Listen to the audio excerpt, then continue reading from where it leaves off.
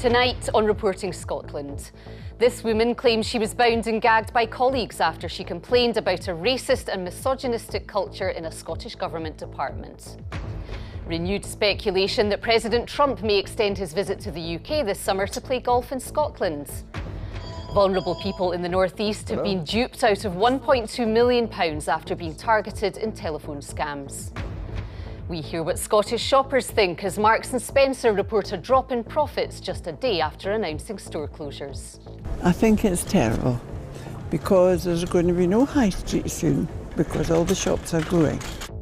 And later in the programme, St Mirren say they've reluctantly given Sunderland permission to talk to manager Jack Ross after reports the English club are set to name him as their new boss.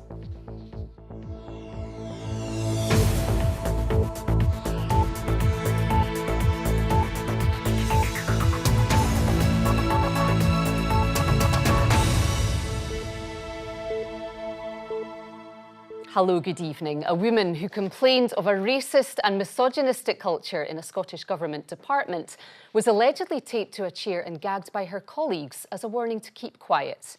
Deanne Fitzpatrick, a fisheries officer at Marine Scotland's Scrabster office, claims the restraint took place amid years of bullying and harassment.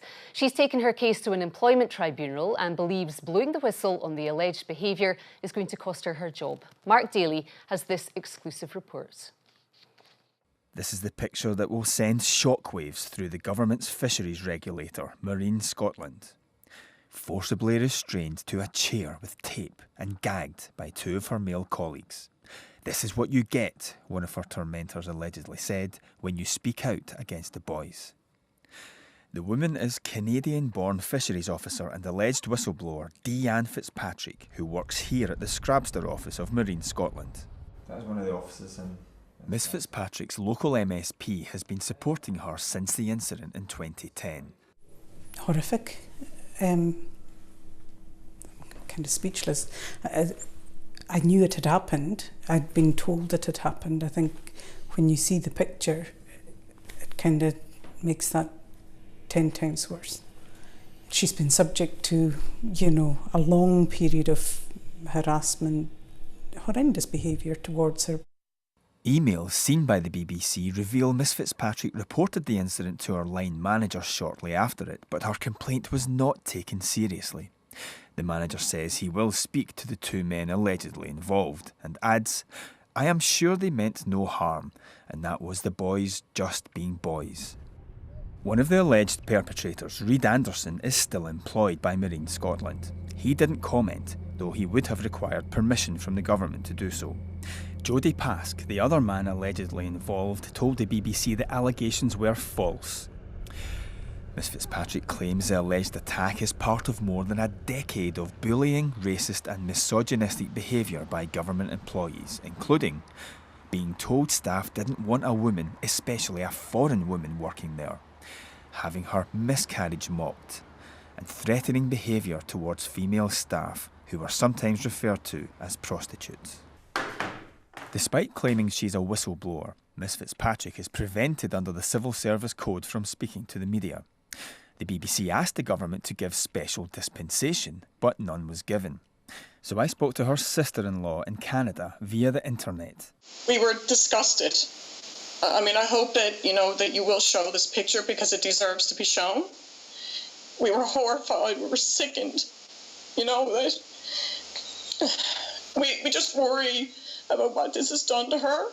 And her home is Scotland. She's been there 25 years. And she's not giving up. And now her family is behind her, and we're not giving up until somebody is made accountable for their actions. Ms Fitzpatrick has been signed off from work for almost 2 years on full pay. Friends say she's desperate to get back to her job.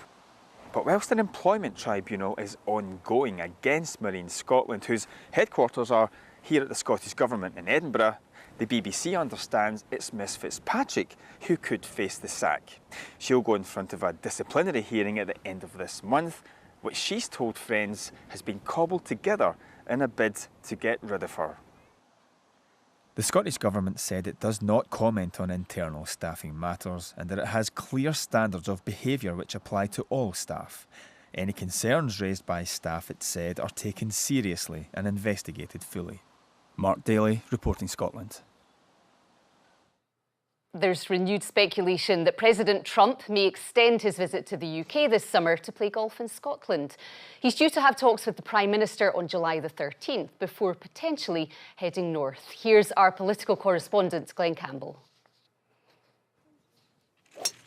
Donald Trump's no stranger to Scotland. He owns 2 golf resorts in what is his mother's homeland. It's 2 years since he was last here. He's become president since then, and a return visit would not be universally welcome. He thinks he's better than everybody, and he's nothing. I don't have any issue with him coming here. I don't particularly care for the man, but I do like what he's doing. President Trump is expected to attend the NATO summit in Brussels on the 11th and 12th of July. He's then due in the UK for talks with Theresa May on Friday the 13th, at a venue to be confirmed. It's also thought he'll meet the Queen, possibly for tea at either Buckingham Palace or Windsor Castle. After that, he's planning to come to Scotland. Not here to Holyrood, even though, despite their differences, the First Minister, Nicola Sturgeon, has said she'd be prepared to meet him. Instead, he's more likely to turn up at one of his 2 Scottish golf resorts. A running analysis by the Washington Post has found that about once every 3 days, Trump visits one of his properties, and about once every 5 days, he plays golf at one of those. And it's almost become what I like to call a product placement presidency. It's thought the president will play golf with a well-known professional. It's Scottish Open weekend, but Richie Ramsay's played with him before and would try to make himself available if asked. He knows where I'm at, so I'm sure he can give me a call. He's a decent golfer, maybe not as good as he maybe thinks he is, but he was quite impressive. Wherever the president goes, he attracts protest, and Scotland would be no exception. I would lose no sleep whatsoever if the wave of public protest meant that Donald Trump didn't decide to come to Scotland. I suspect that he won't very much care about it, but I don't want Scotland to be overly associated with what is a toxic Trump brand. Say it queer. Donald Trump's not welcome here. From a security point of view, the police find rural protests more manageable. It's easier to secure the safety of somebody as high profile as a US president if it's in a more remote location. And at the same time, of course, the police service has to facilitate lawful protest by those people who wish to make their voices heard.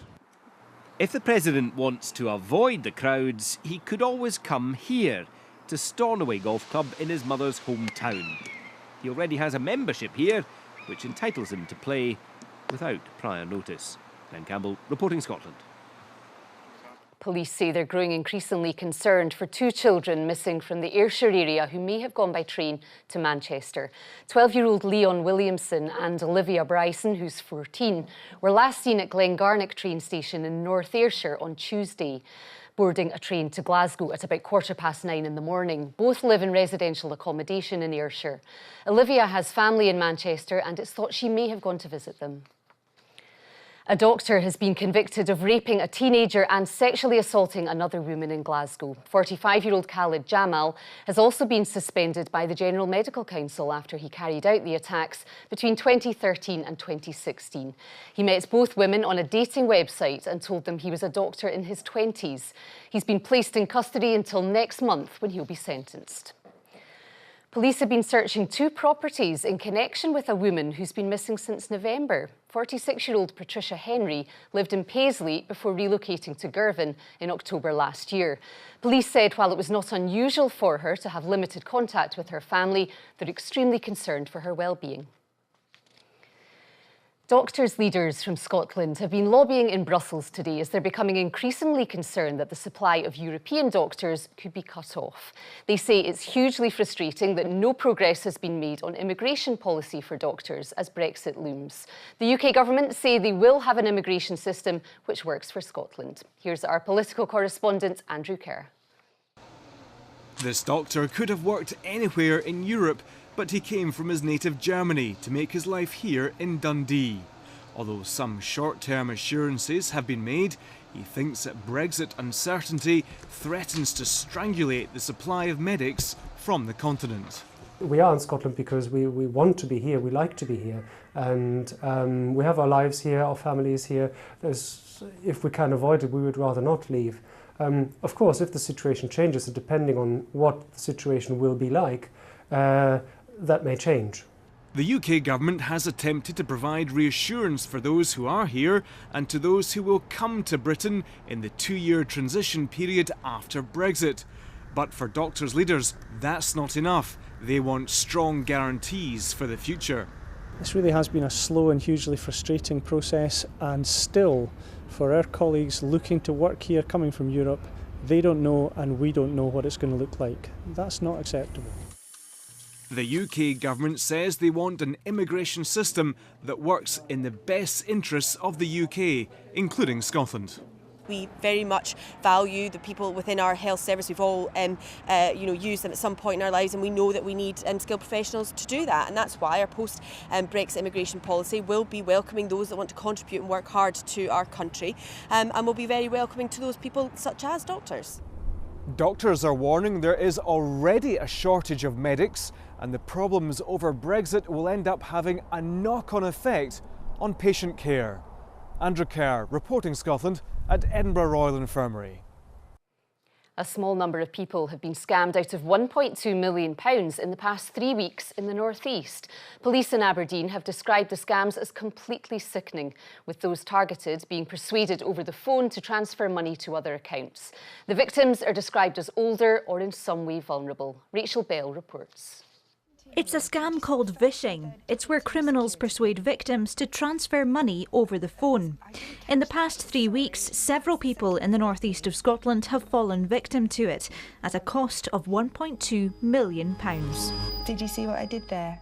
The majority of the victims in this, I'll call it a phase of vishing frauds, have been elderly, retired individuals who have been targeted by the criminals. So they're perhaps a bit more vulnerable or trusting of people who are phoning them at home. Hello? Hi, is that Mr. Smith? The victim would receive a phone call at home from a fraudster. Did you use your bank card on Tuesday? Last Tuesday? No. The fraudster will then suggest to the victim that your card has been used at this shop, so therefore your account has been compromised. The victims are then persuaded to transfer their money to a so-called safe account on the understanding that they will get their money back. The charity Age Scotland says older people are more vulnerable to fraudsters, but says there are ways of guarding against scams. Well, first of all, if somebody has been scammed or the victim of a scam, please do not be embarrassed. Confide in your family or a friend and report it to the police. But we're saying to older people they really need to be vigilant. If someone phones up with an offer that sounds too good to be true, it probably is. This type of scam sees victims targeted in their own homes. Pension pots and hard-earned savings can be stolen within minutes. Police say that in the most recent cases here in the North East, money was transferred abroad, and it's unlikely that victims will ever get that money back. Rachel Bell, reporting Scotland, Aberdeen. New research is to be carried out in a bid to improve the way the criminal justice system treats victims of rape and sexual assault. The research, commissioned by the government, comes after the country's most senior judge told BBC Scotland survivors should be allowed to record their evidence well before a court case begins. Our Home Affairs correspondent Reval Alderson reports. Cases of rape and serious sexual offences are heard in the High Court. It's a formal and intimidating place to relive to a room full of strangers what are inevitably traumatic events. And that's why Scotland's most senior judge suggested victims should be allowed to pre-record their evidence. In a rape crisis centre, a victim we're calling Leslie says her court experience was scary and unpleasant. She was raped in 2016 and the case took 2 years to come to trial. That increased the stress she was under. I think it would be good if victims could pre-record their evidence, so when the court comes around, the details, the small details, are all there. Details that over 2 years you would forget, and you don't forget the main details. But it's the little details that you forget that they try to trip you up on. If you can't remember that, what else are you forgetting? Researching the experiences of victims may help improve conviction rates. In 2016 to 17, almost 1,900 cases of rape and attempted rape were reported to police. but just 251 of these ended up as prosecutions in court, and of them, fewer than 100 resulted in convictions, a rate of 39%. It's part of the reason the government commissioned the research.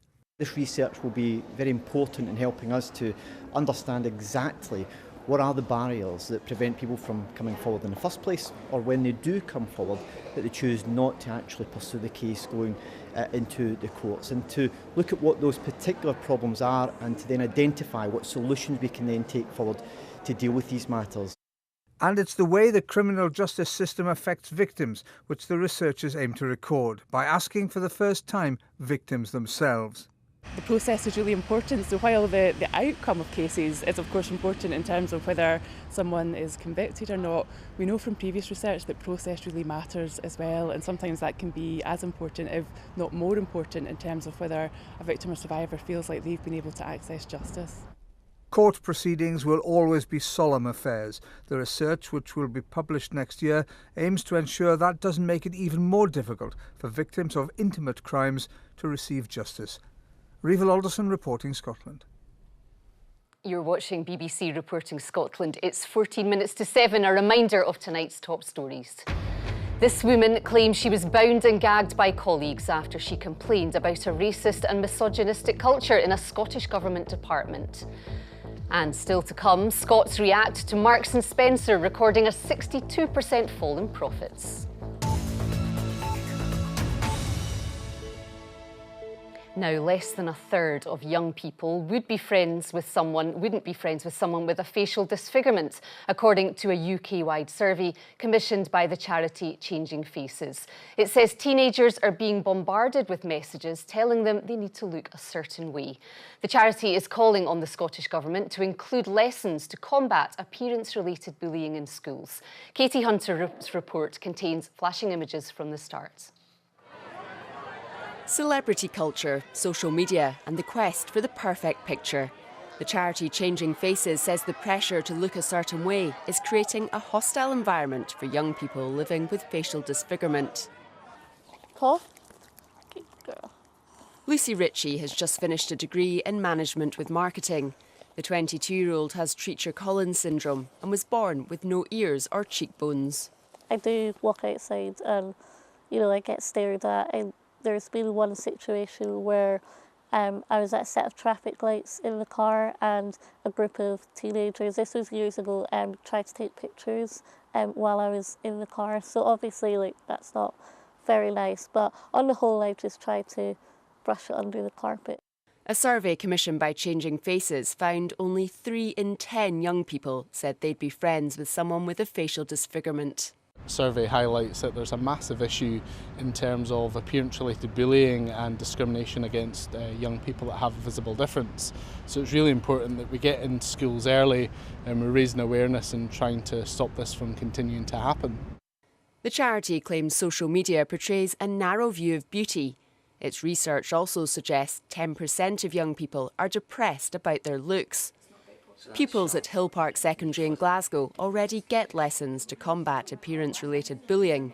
These pupils aren't surprised so many young people aren't happy with their appearance. There is so much pressure out there for you to look a certain way and act a certain way that it's shocking that people have to feel depressed about the way they look. Nowadays things are changing because there's models that have disabilities or they look different. Kids see all these superstars and all these really popular people with really expensive clothes, and if they don't have them, then it kind of makes them feel a bit bad. The Scottish Government is carrying out a review of personal and social education and says bullying of any kind is unacceptable. Lucy agrees education is key to tackling ignorance and making society less superficial. Katie Hunter, reporting Scotland. An inquiry has heard the contract to bring trams back to Edinburgh was an extremely poor deal for the council, which should never have been made. A lawyer representing directors of the tram delivery company said it allowed the contractor to hold the employer to ransom. Edinburgh's trams were delivered years late, hundreds of millions of pounds over budget, and on a shortened route. 2 red deer stags have died on the Isle of Rum after becoming tangled in discarded fishing rope. Scottish Natural Heritage released images of the animals along with another showing a deer with marine pollution caught in its antlers. They said marine litter was becoming a huge problem. The island's population of red deer have been subject to scientific research since the 1950s. The retailer Marks & Spencer has reported a 61% fall in pre-tax profits today, partly due to the costs linked to the store closures it's undertaking. With 2 of its latest proposed closures affecting Scotland, Aileen Clark has been to Falkirk to gauge reaction to the loss of the household name from the high street there. Falkirk, the town where, as one older shopper remembered today, they had a Marks & Spencer's before Princes Street in Edinburgh. But more than 50 years on, this shop is now on the closure list. This store is used significantly by some of our older population who don't use online shopping, and it becomes much of a social outing as much as for shopping for clothes, etc. And this is going to be a massive hole for them. The local council says it spent £5 million sprucing up the shopping area, making the most of its heritage and history, only to be beaten by current retail economics. The loss of Marks & Spencer's is going to be devastating to our regeneration of the Falkirk Town Centre, and we are seeking to meet very quickly with Marks & Spencer's to find out what we can do to mitigate this loss, or indeed if there's anything we can do to persuade Marks & Spencer's to stay in Falkirk. This town, like many across the country, has still not managed to fill the massive hole in the high street left by BHS 18 months ago. If you think about BHS going and Woolworths before that, what is happening, it's the very big units that are really struggling to get footfall and to justify the sales per square foot that they need. So if you were to take Marks & Spencer's out of high street, there'll be some very big space that will be very difficult to release. They've planted veg, fruit and herbs free to passers-by to pick in Falkirk, but it would take more than a free cabbage to lift shoppers' spirits here today. Can I just ask you what you think of the Marks & Spencer's being earmarked for closure? I think it's terrible because there's going to be no high street soon because all the shops are going. Absolutely shocking. I mean, look around about how many shops, how many premises have closed. There's going to be nothing left. My daughter-in-law works in it. She's been working it for a good few years as well, so don't know what that means to her job. You know, so I work in a local butcher's, and you know, the more shops that close can affect us as well. This is one of 29 of these bigger clothing and homeware Marks & Spencer stores throughout Scotland. Now this one and the one in East Kilbride is already earmarked for closure, but with plans to close more than 100 stores throughout the UK in the next 3 years, well, there could be more closures to come yet on Scotland's high streets. Aileen Clark, reporting Scotland, Falkirk.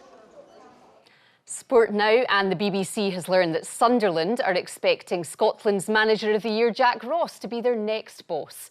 His current employer, St Mirren, say they've reluctantly given them permission to speak to him. Well, David Curry is outside their ground tonight and can bring us up to date on what's been a moving story this afternoon. So just what's the latest, David?